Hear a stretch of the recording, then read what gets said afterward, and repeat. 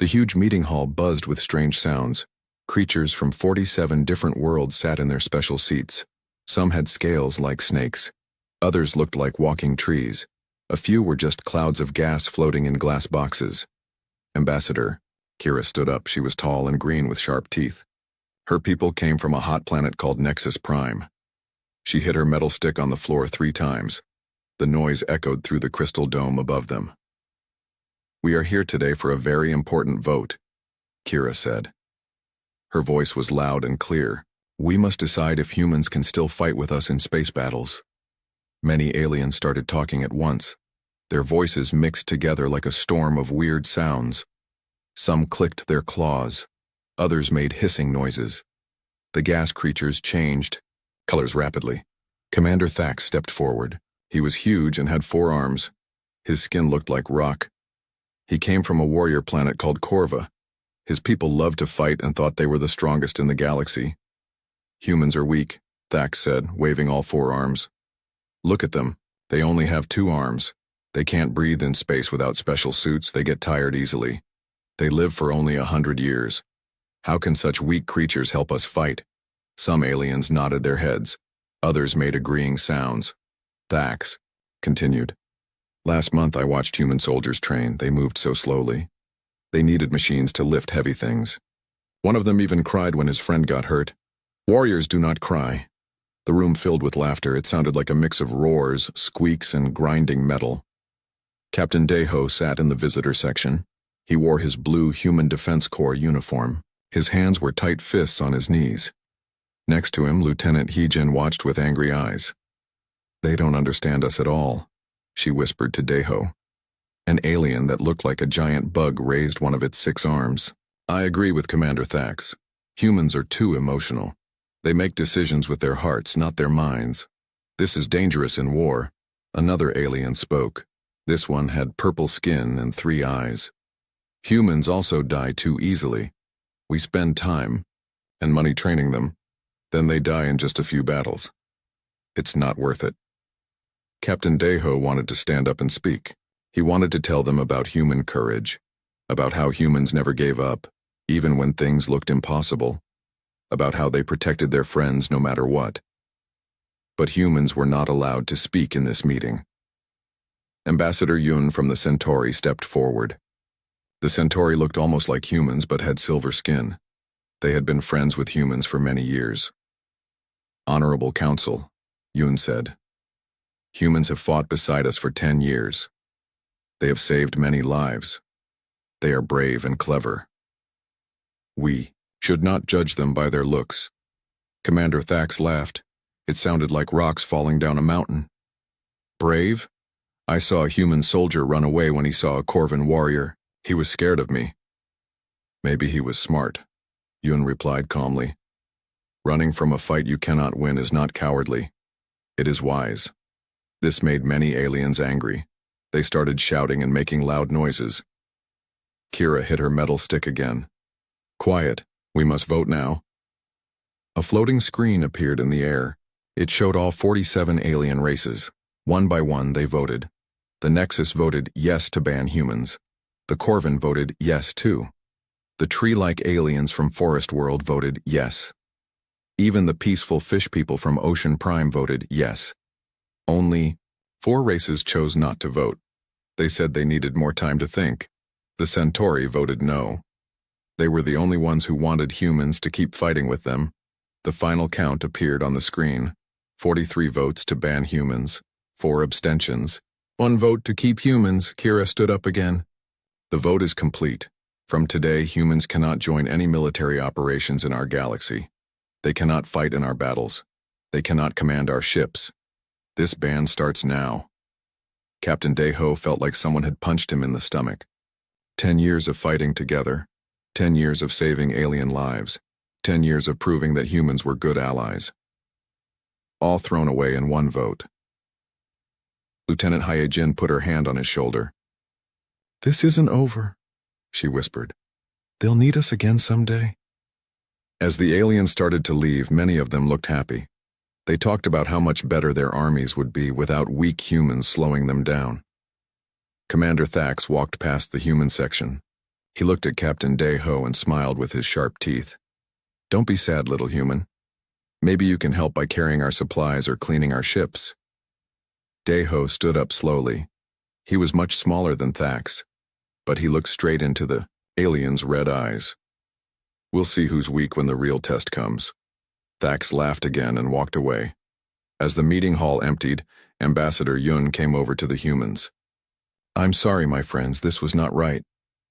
Thank you for trying to help us, He-Jin said. What will humans do now? Yun asked. Captain Deho looked out through the crystal dome at the stars beyond. We'll keep watching. We'll keep preparing. And when danger comes, we'll be ready whether they want our help or not.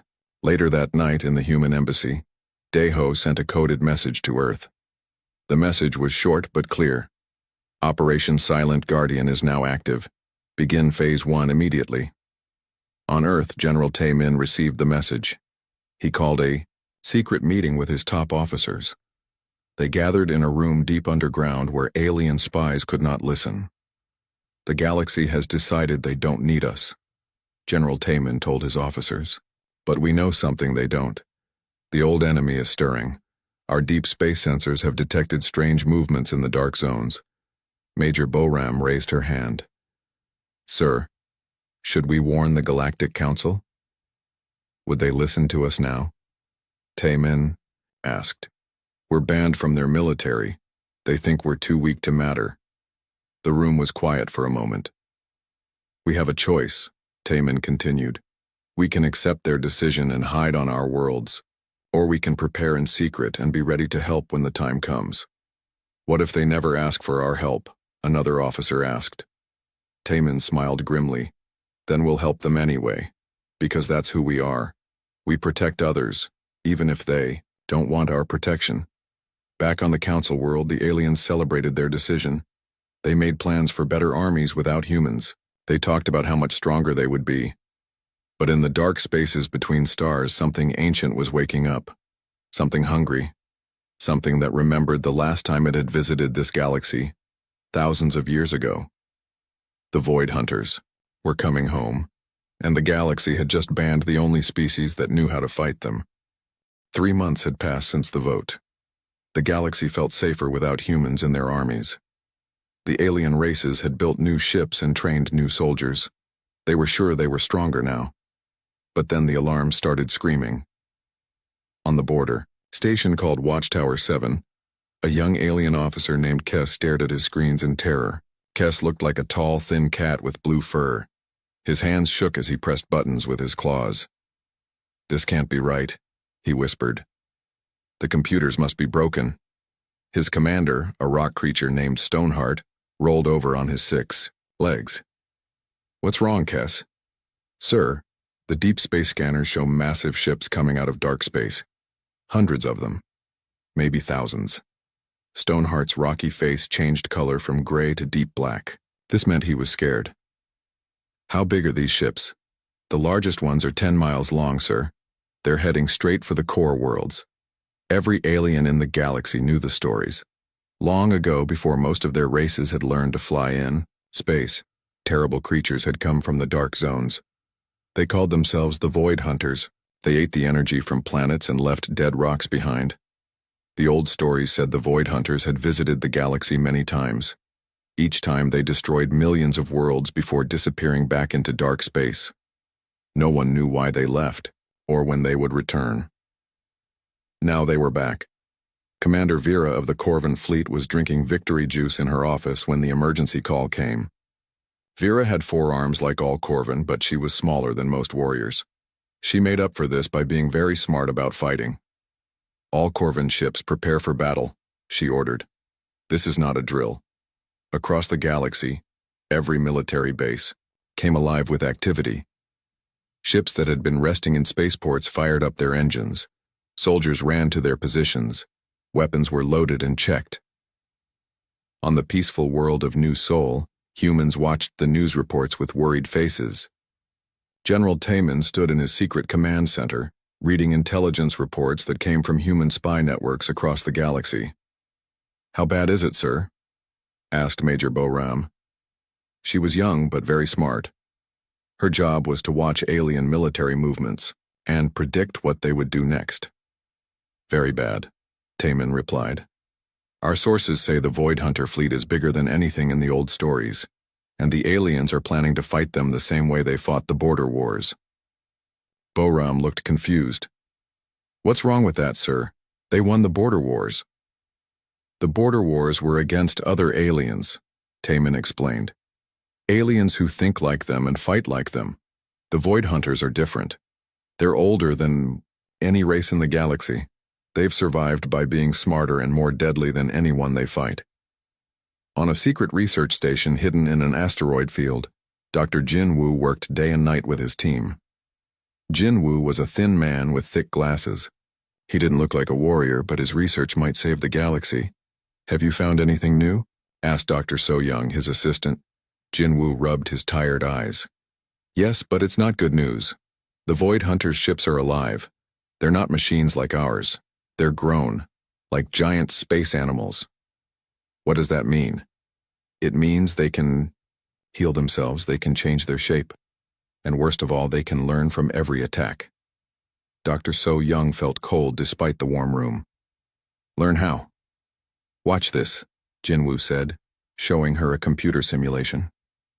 If you shoot a laser at a Void Hunter ship, it will take damage the first time, but the ship remembers the laser. The second time you shoot the same laser, it does less damage. By the third shot, the laser does nothing at all. That's impossible. No, it's just very advanced biology. They've had millions of years to perfect it. Meanwhile, the alien fleets gathered at a place called the Kepler Nebula. It was a colorful cloud of gas and dust between the outer worlds and the core systems. Admiral Vera commanded the combined fleet from her flagship, the Pride of Corva. The fleet was impressive. There were 847 ships from 30 different worlds. The Nexus brought their fast cruisers with powerful energy shields. The Corvan brought heavy battleships with massive guns. The Architects brought ships that could change shape and repair themselves. Commander Thax stood on the bridge of his own ship, the Fist of Stone. He was excited about the coming battle. Finally, a real enemy to fight. Not weak humans, but worthy opponents. But some officers were not so confident. Captain Rill of the Nexus Navy was older and wiser than most. He had read the old stories more carefully. Admiral Vera, he called over the communication system, I think we should reconsider our battle plan. What's wrong with it? Vera asked. Her fleet was arranged in the standard formation. Big ships in front, fast ships on the sides, support, ships in the back. The old stories say the Void Hunters adapt quickly to enemy weapons. Maybe we should try different tactics. Commander Thax's voice cut across the channel. The old stories are just stories. We have modern weapons and strong shields. We are ready for anything these ancient creatures can throw at us. Vera made her decision. We stick to the plan. All ships, prepare for battle. On the human research station, Dr. Jinwoo watched the alien fleet through hidden cameras. They're making a mistake, he said sadly. They're fighting like the Void Hunters are just another alien enemy. Shouldn't we warn them? Asked Dr. So Young. Would they listen? We're banned from their military, remember? They think we're too weak to understand real warfare. Back on New Sol, General Taman gathered his secret council. These were the best human military minds, all working in the shadows. The alien fleet will engage the Void Hunters in 6 hours, he reported. Our hidden sensors show the enemy is much larger than the aliens realize. They're sailing into a trap. What can we do? Asked Colonel Minho, commander of the human space marines. We prepare for the worst, Taman replied. Start moving our ships into position. Use the hidden routes that only we know about. Stay far enough away that we can't be detected. Sir? Major Boram interrupted. Are we really going to help them? After they banned us and called us weak? The room was quiet. Everyone was thinking the same thing. General Taman stood up slowly. Yes, we are. Not because they deserve it, not because they asked us to, but because it's the right thing to do. He looked around the room at his officers. The galaxy is our home too. Our families live here, our friends live here. If the Void Hunters win, everyone dies. Humans, aliens, everyone. Colonel Minho nodded. When do we move out? As soon as the battle begins. The aliens will need time to realize they're losing. When they do, we'll be ready. On the bridge of the Pride of Corva, Admiral Vera watched her screens as strange shapes appeared at the edge of her sensors. The Void Hunter fleet was finally visible. How many ships? She asked her tactical officer. Counting now, Admiral, I see. 50, 100, 200, the numbers kept climbing. The tactical officer's voice got quieter and more scared with each count. 500, 800. Admiral, I count over 1,000 enemy ships. The bridge fell silent. The alien fleet had 847 ships. The Void Hunters had more than 1,000. But Admiral Vera was a warrior. She would not show fear. All ships battle formation. Target the largest enemy vessels. Today we show these ancient monsters that the galaxy is no longer weak. Across the alien fleet, weapons powered. Shields came online. Fighters launched from carrier ships. The Void Hunter ships moved forward like a dark tide. They didn't look like normal ships. They were black and curved, like giant sea creatures swimming through space. Some had tentacles.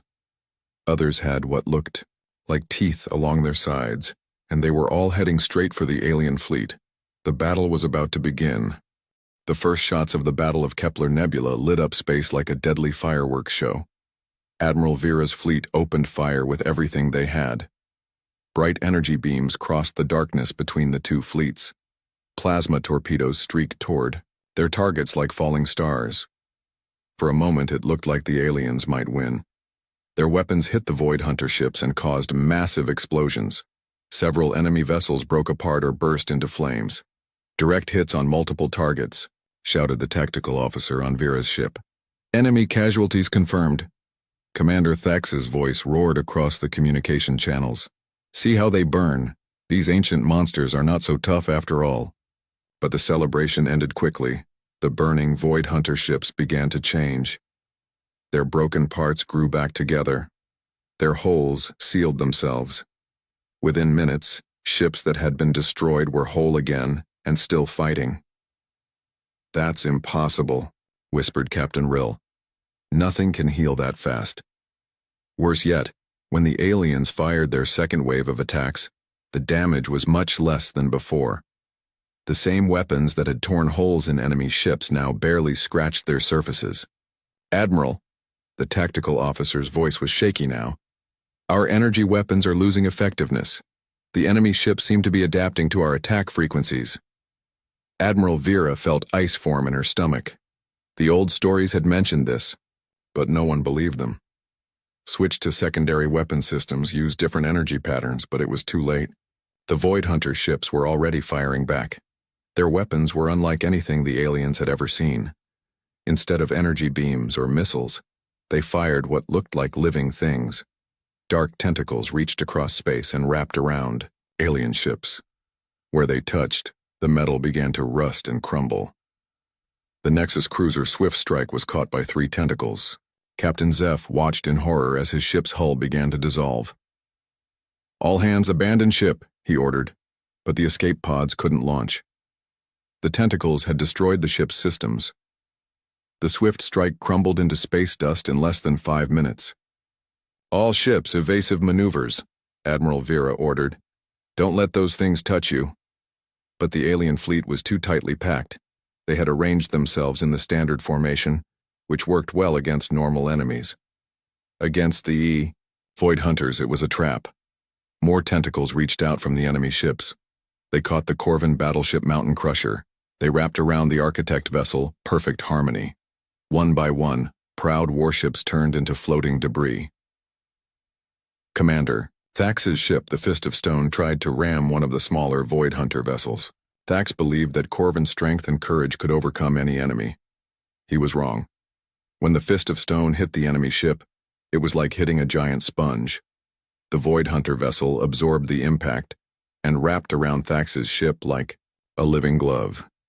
Within seconds, the proud Corvan battleship was being digested from the outside in. Thax's final message came through the static and noise of a dying communication system. This is impossible. They're eating my ship. How can they eat metal? All warriors. Remember our honor. Then silence. The battle lasted 18 hours, but the real fighting was over much sooner. After the first 6 hours, it became clear that the alien weapons could barely hurt the enemy.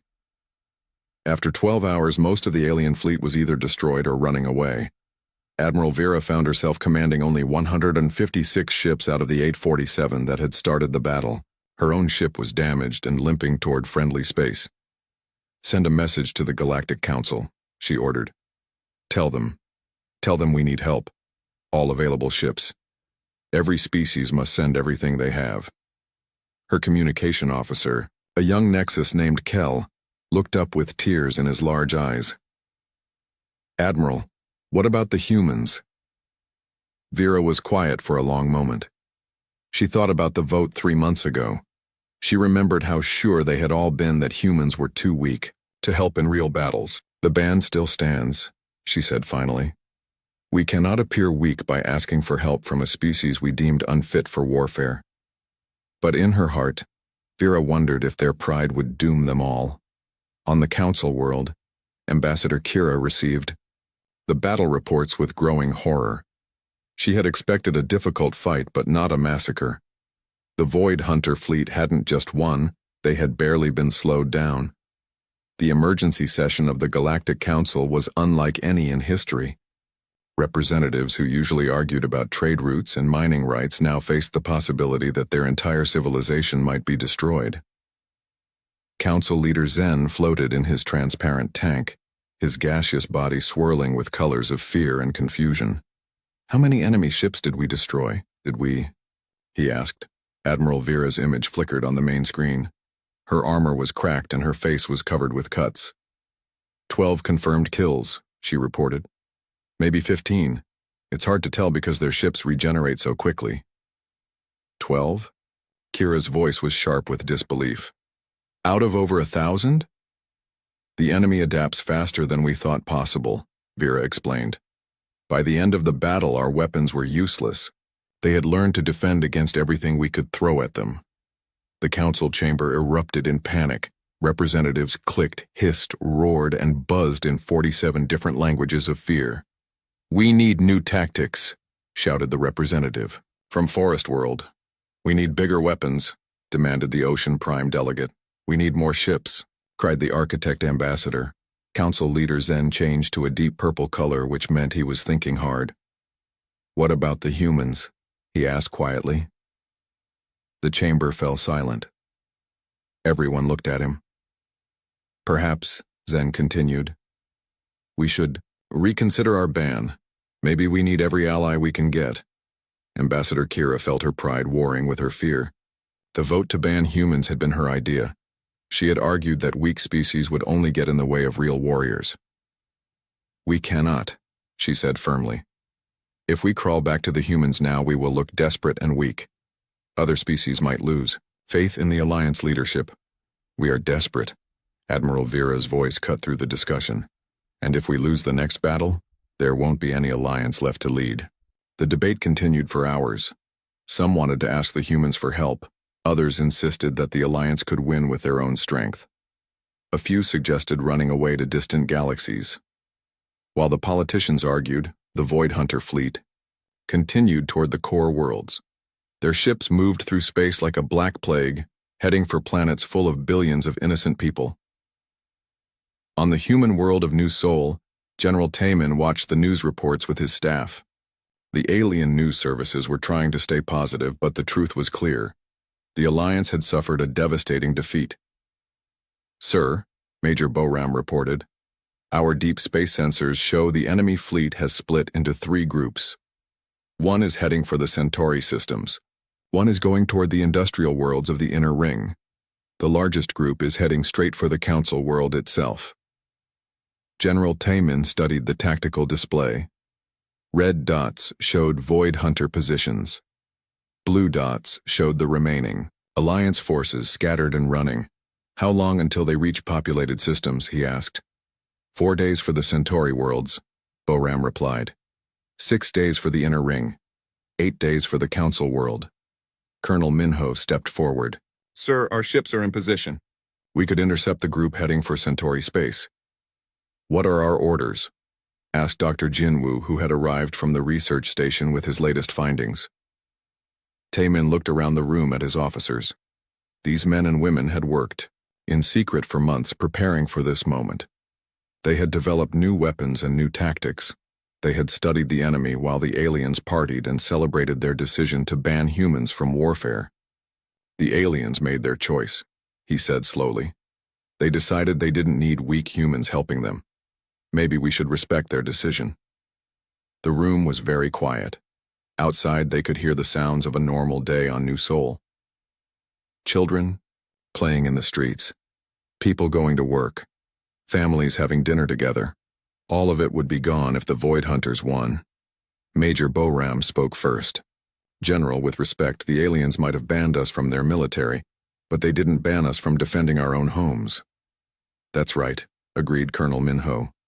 If the Void Hunters attack human colonies, we have every right to fight back. Dr. Jinwoo nodded. And if we happen to engage enemy forces that are on their way to attack alien worlds, well, that's just self-defense, isn't it? General Taemin allowed himself a small smile. I suppose it is. Very well. Signal the fleet. Operation Silent. Guardian begins now. What are our rules of engagement? Asked Colonel Minho. We protect human lives first, Taemin replied. But if alien civilians are in danger, we help them too. And if Alliance military forces are under attack. He paused, thinking about Commander Thax and all the aliens who had called humans weak. We save them anyway, he finished, because that's who we are. Captain Daeho stood on the bridge of his ship, the Soul's Shadow. Around him, his crew worked quietly at their stations. The ship was unlike any vessel in the known galaxy. Its hull was covered with special material that bent light around it, making it nearly invisible to sensors. Status report, Daeho ordered. Lieutenant Haijin looked up from her console. All systems ready, Captain. The stealth field is holding steady.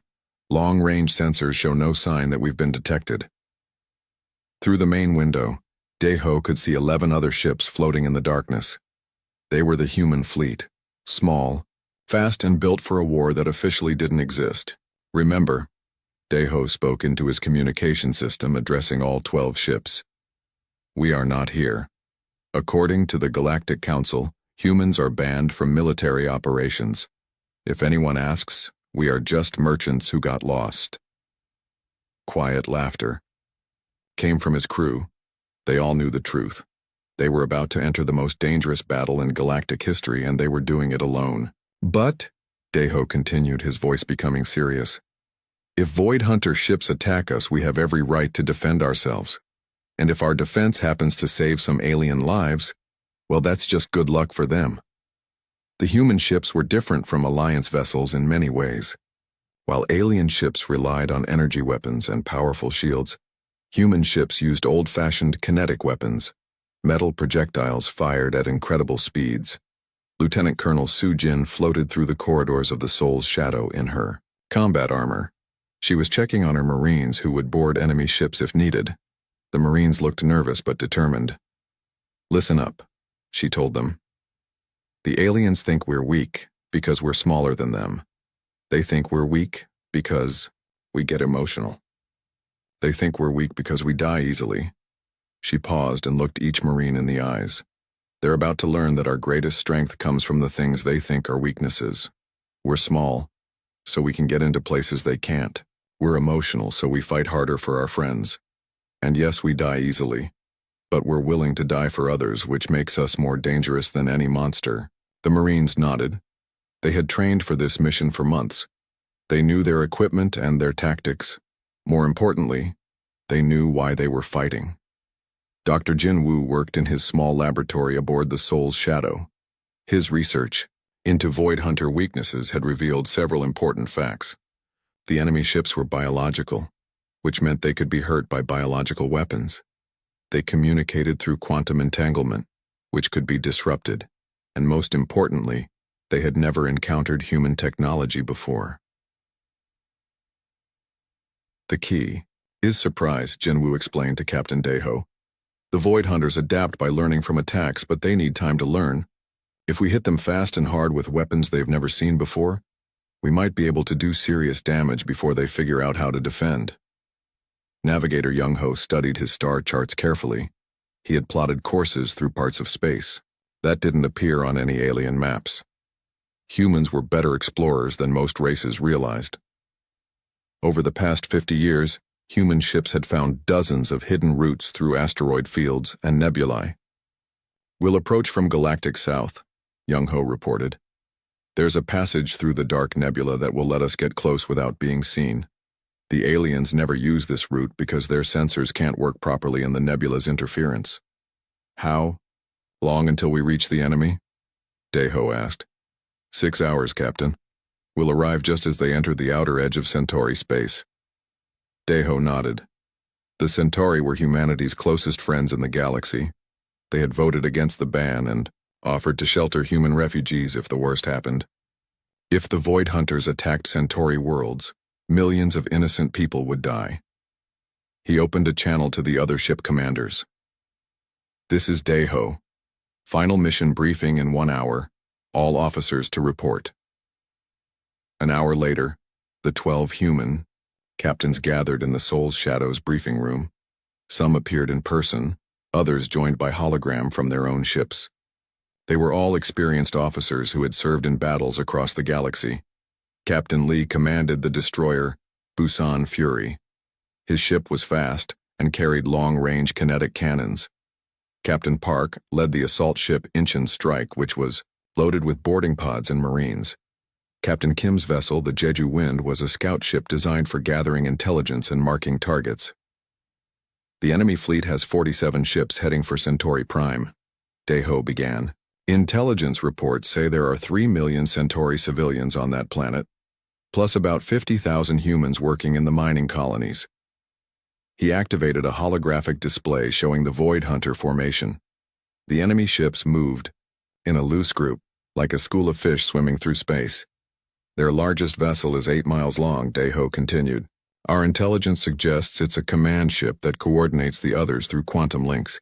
If we can disable it, the rest might become confused and easier to handle." Captain Lee raised his hand. "What about Alliance forces in the area?" "There's a small patrol group of 6 Centauri ships trying to evacuate civilians," Daeho replied. "They're badly outgunned and won't last long if the enemy catches them." The room was quiet as everyone thought about the situation. 12 human ships against 47 Void Hunter vessels. The odds were not good. Captain Park spoke up. "Sir, our weapons are untested against this enemy. We don't know if kinetic rounds will be effective." Dr. Jinwoo answered that question. "Our computer models suggest that tungsten rods moving at 30% light speed will punch through their bioarmor before they can adapt. The key is to hit them before they learn to defend." "What about their regeneration ability?" asked Captain Kim. "We have quantum disruptors," Jinwoo explained. "Small devices that interfere with their healing process. If we can plant them on enemy ships, those vessels won't be able to repair themselves." Lieutenant Colonel Su Jin stepped forward. "My Marines are ready to board enemy ships and place the disruptors. We've practiced the mission dozens of times." Captain Daeho looked around the room at his fellow officers. These men and women had volunteered for a mission that might be suicide. They were fighting for people who had called them weak and banned them from serving. They were risking their lives for aliens who thought humans had nothing valuable to offer. "Does anyone want to change their mind?" he asked quietly. "This is not an official mission. We're not following orders from Earth or anyone else. We're doing this because we think it's right." No one moved. No one spoke. Finally, Captain Lee smiled. "Sir, where else are we going to get a chance to fight giant space monsters? This is going to be the best battle story ever." The other captains laughed. It was nervous laughter, but it was real. "All right then," Daeho said. "Let's go save the galaxy. Again."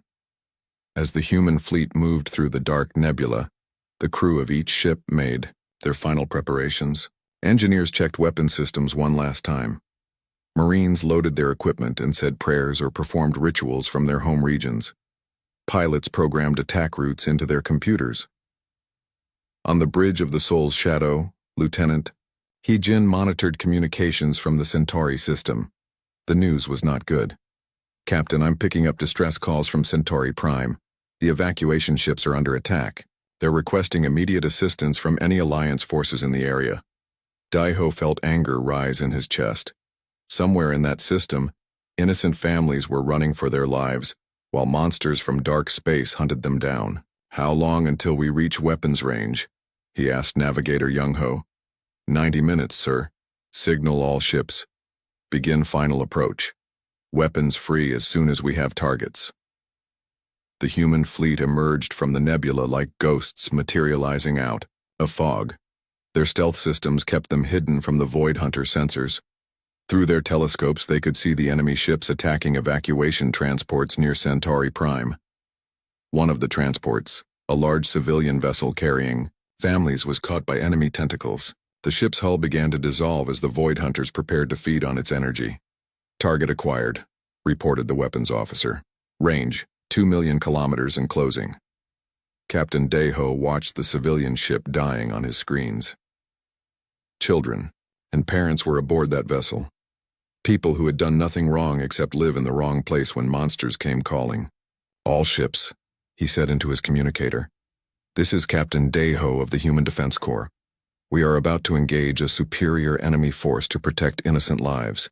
It has been an honor to serve with all of you." He paused, thinking about the ban and the council meeting and all the aliens who thought humans were too weak to matter. "Today we fight not for glory or recognition," he continued. "We fight because it's the right thing to do. The galaxy is our home too, even if some people have forgotten that." Then he gave the order that would change everything. "All ships open fire." The first tungsten rod hit the Void Hunter command ship at 30% light speed. The impact was like a miniature star exploding. The 8-mile-long creature ship convulsed as the metal projectile punched completely through its body, leaving a perfectly round hole that glowed with heat. Captain Daiho watched his main screen as more projectiles from the human fleet struck their targets. Unlike the energy weapons used by Alliance forces, these simple metal rods didn't give the enemy time to adapt. They hit too fast and too hard. "Direct hit on target 7, reported his weapons officer. "The enemy vessel is breaking apart." "Target 12 is venting atmosphere," called out another crew member. "Wait, that's not atmosphere, it's some kind of green fluid." Dr. Jinwoo studied his readings with excitement. "Captain, I think we're seeing their blood. These ships are definitely biological. Our weapons are causing massive trauma to their living tissue." The Void Hunter fleet, which had been calmly attacking the evacuation ships, suddenly stopped. The surviving ships turned away from their prey and began searching for their attackers. But they couldn't find anything. The human ships remained invisible to enemy sensors. Their stealth technology, combined with their position in the shadow of a large asteroid, kept them hidden from the creatures that had defeated the entire Alliance fleet. "Second volley, fire," Daiho ordered. Another wave of tungsten rods streaked across space. This time they targeted the smaller Void Hunter vessels that were trying to rescue survivors from the command ship. The results were devastating. 3. Enemy ships exploded in balls of green fire. 2 others were cut in half by direct hits to their central sections. 1 tried to regenerate, but Dr. Jinwoo's quantum disruptors were already taking effect. "The healing process is slowing down," Jinwoo reported. "The disruptors are working, they can't repair themselves properly." On the civilian transport that had been under attack, Captain Yell of the Centauri Navy couldn't believe what he was seeing. Mysterious explosions were destroying the Void Hunter ships one by one. There was no sign of where the attacks were coming from. "Communications, send a general distress call," Yell ordered. "Request immediate support from any Alliance forces in the area." His communication officer, a young Centauri named Bell, looked up with confusion. "Sir, there are no Alliance forces within 3 days of here. The nearest fleet units are still retreating from the Kepler Nebula." "Then who's helping us?" Before Bell could answer, more Void Hunter ships exploded in the distance. Lieutenant Colonel Sujin's Marines were ready for the most dangerous part of the mission. While the human ships continued their long-range attack, boarding pods launched. from several vessels. These small, fast craft were designed to punch through enemy hulls and deliver human soldiers directly inside Void Hunter ships. "Remember your training," Sujin told her team as their pod accelerated toward a wounded enemy vessel. "These ships are alive. Everything inside them will try to kill you. Trust your weapons, trust your training, and trust each other." The pod hit the side of the Void Hunter ship with tremendous force. Its diamond-tipped drill punched through the bio-armor and created an entry hole. Sujin and her 12 Marines poured through the opening into an alien nightmare. The inside of the ship was like being inside a giant animal. The walls pulsed with a heartbeat. Strange fluids dripped from the ceiling. The air was thick and hard to breathe. "Spread out," Sujin ordered. "Find the control nodes and plant the disruptors." The Marines moved through corridors that seemed to shift and change around them. Their helmet lights cut through the darkness, revealing things that belonged in horror stories rather than space battles. Sergeant Wanho stepped on something that looked like a floor panel. It immediately wrapped around his boot like a living thing trying to pull him down. "Help me," he called out. 2 other Marines grabbed his arms and pulled, while he cut himself free with a plasma knife. The floor thing screamed when it was cut, a sound that echoed through the ship like a wounded animal crying. "These things are definitely alive," muttered Corporal Dayun, as she placed a quantum disruptor on what looked like a nerve center. The device immediately began its work, sending interference waves through the ship's biological systems. The walls stopped pulsing. The floor became solid and still. "Disruptor active," she reported. "This ship won't be healing itself anymore." While the Marines worked inside enemy vessels, the space battle continued outside. Admiral Vera, still retreating from her defeat at Kepler Nebula, received strange reports from her surviving ships. "Admiral," her communication officer reported, "we're getting distress calls from Centauri space, but there's something odd about them." "What do you mean?" Vera asked. "The Centauri ships are reporting that someone is attacking the Void Hunters. Large numbers of enemy vessels have been destroyed, but there are no Alliance forces in that sector." Vera felt a chill run through her body. "Are you sure there are no Alliance ships there?" "Positive, Admiral. The nearest fleet units are with us, falling back to the inner defense line." On her tactical display, Vera could see red dots representing Void Hunter forces. But in the Centauri system, many of those red dots were disappearing one by one. "How many enemy ships have been destroyed?" she asked quietly. 17 confirmed kills in the last hour," came the reply. "The attacks are precise and effective. Whoever is doing this knows how to fight the Void Hunters." Vera closed her eyes and tried to think. Who could be attacking the enemy with such success? What force in the galaxy had weapons that could hurt creatures that adapted to every attack? A terrible thought entered her mind, a possibility she didn't want to consider. "Send a coded message to Intelligence Division," she ordered. "I want to know the current location of every human military vessel in the galaxy."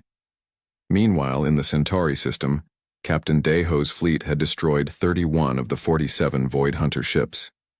The remaining enemy vessels were scattered and confused. Without their command ship to coordinate them, they moved randomly through space like lost animals. "Sir," Lieutenant Heejin reported, "the evacuation ships are safe.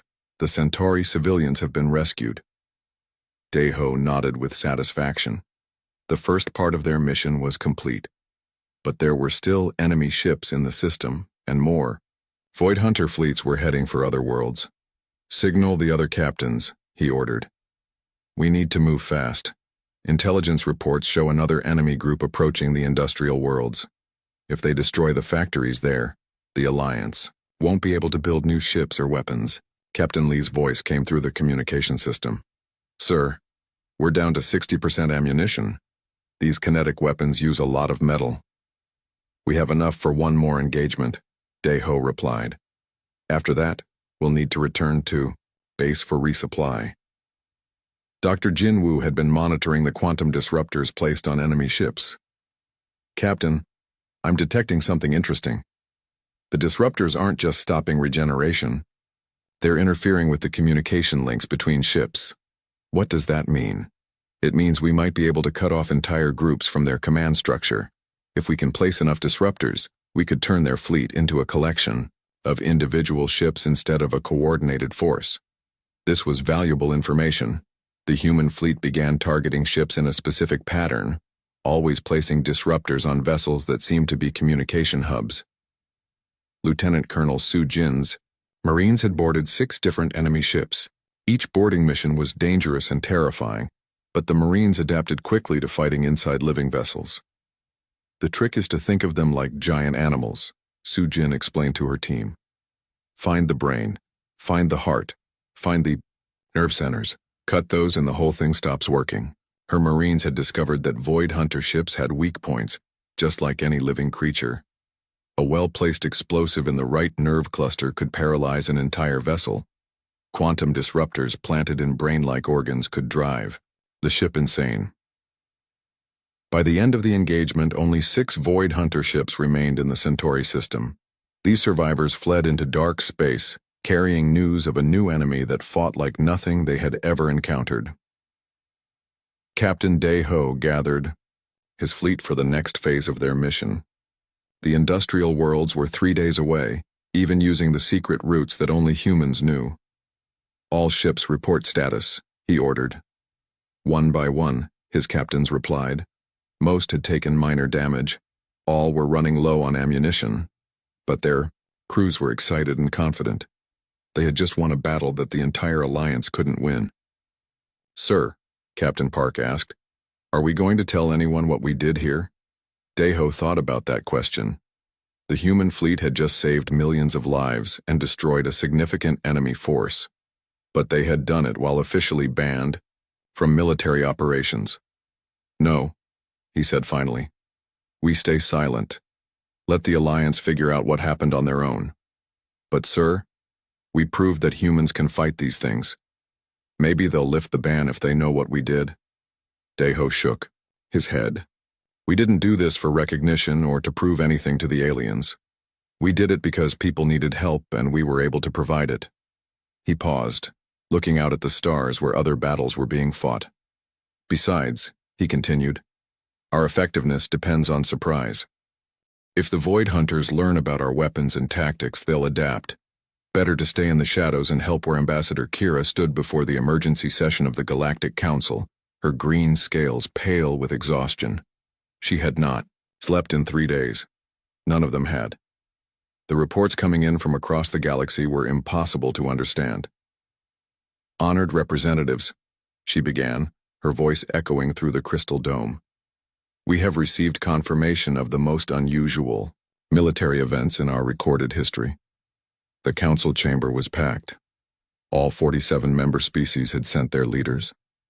Even races that rarely left their homeworlds had come to hear about the mysterious savior that was destroying Void Hunter fleets across the galaxy. Council leader Zen floated in his tank, his gaseous body swirling with colors of confusion and hope. "Please share the latest reports, Ambassador Kira." Kira activated the main display screen.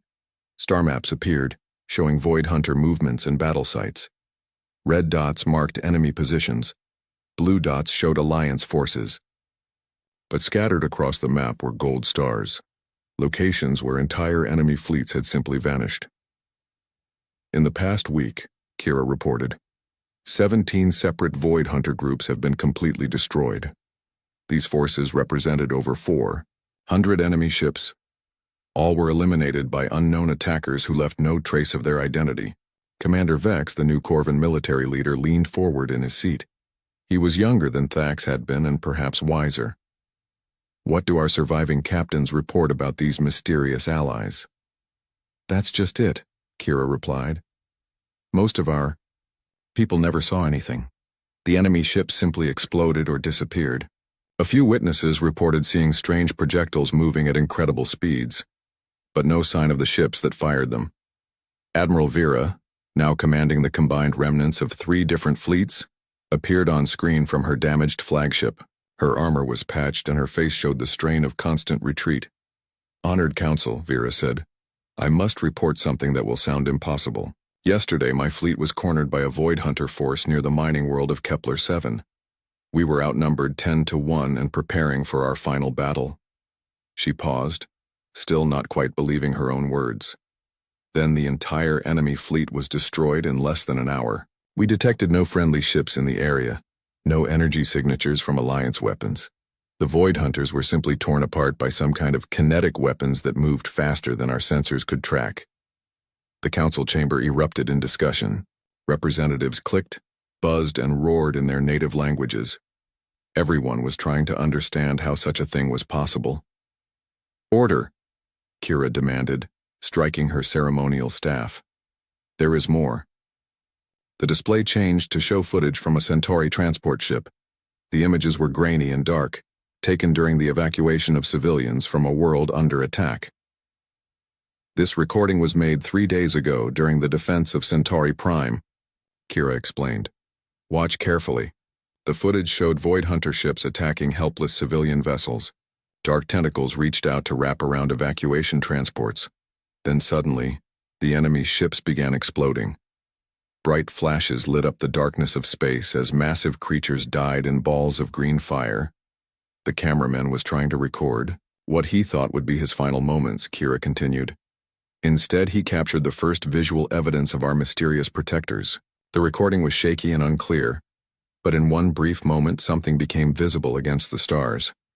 It was sleek and small compared to the massive Void Hunter vessels, and it was firing streams of projectiles that moved like lines of light." "Pause. There," called out the representative from Ocean Prime. The image froze on screen. The shape of the attacking vessel was still mostly hidden, but certain details could be made out. "That configuration," Ocean Prime's delegate continued. "Those engine patterns, I've seen ships like that before." "Where?" demanded several voices at once. "In the human spaceports. During trade negotiations 10 years ago. That's a human destroyer." The council chamber fell completely silent. The silence stretched for nearly a minute, an eternity in galactic politics. Every representative stared at the frozen image on screen. Finally, Ambassador Yoon of the Centauri stood up. "Honored Council, I believe we need to discuss something we should have considered long ago." Kira felt her stomach turn to ice. "What do you mean?" "I mean," Yoon said quietly, "that perhaps we made a terrible mistake 3 months ago.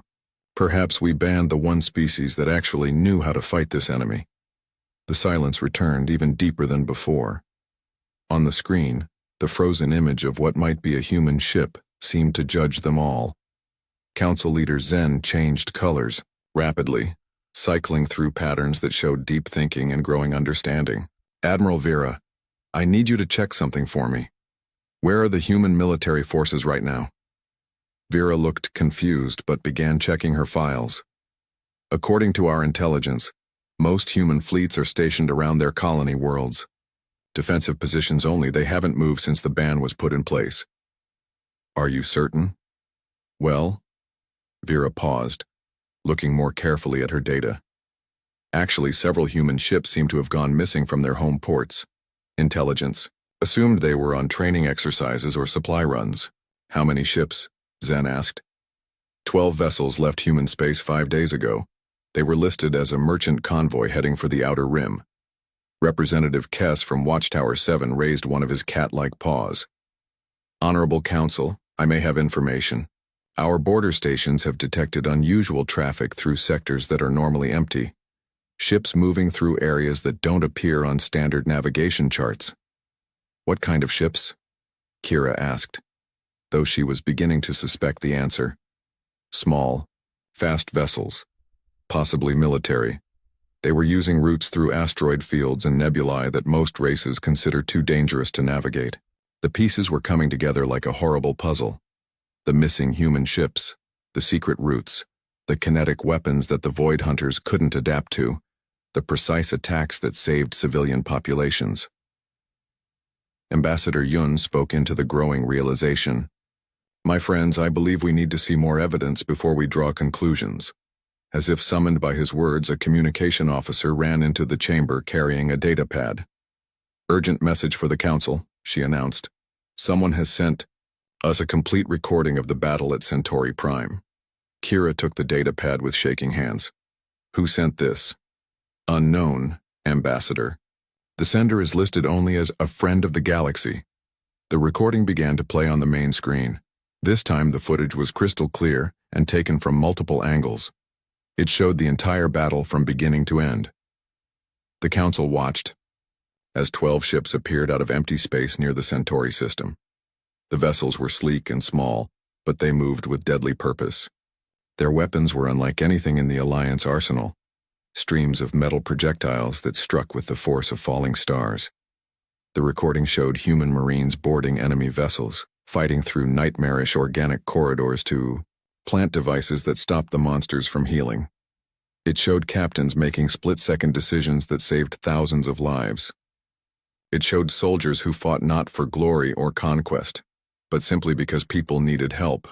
But most importantly, it showed the face of Captain Day Ho as he addressed his fleet before the battle. His words came through clearly. Today we fight, not for recognition or glory, but because it's the right thing to do. The galaxy is our home too, even if they've forgotten that. We are here because civilians are in danger, and we have the power to help them. That's what humans do. We help others even when those others don't want our help. When the recording ended, the silence in the council chamber was absolute. Even the sounds of breathing seemed too loud.